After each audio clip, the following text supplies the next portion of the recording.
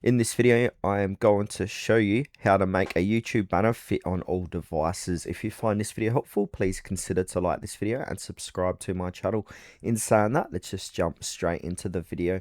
Okay, so there's a few different ways what we can do to create this, but I like using a program called Canva. It's completely free to use for the most part. Now, what I've done here, I've gone and I've done a Google search for a YouTube safe area guide template because we're going to be needing that next. So this is the one I've went and downloaded and I'll put inside of Canva.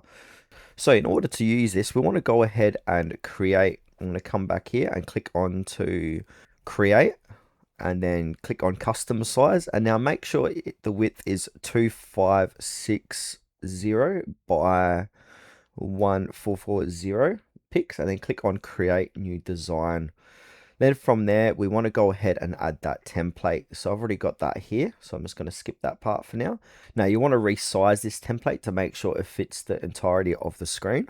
Now what we can do here, we can see here, this is going to fit all areas. So we've got a safe area. So this is going to be visible on all devices, this white box here. And then on the outer sides, we've got desktop display. That's kind of how my channel looks like. So I've kind of hit those guidelines. I might need to tweak it a bit on my channel.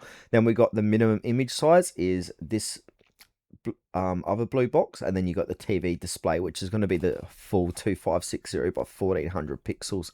Now what we need to do is come on over, click on the image, and then click on transparency and lower the transparency like so. And then we can use this as guidelines when we're creating our YouTube banner. So that's what I like to do here when I'm creating YouTube banners, is using guidelines like this.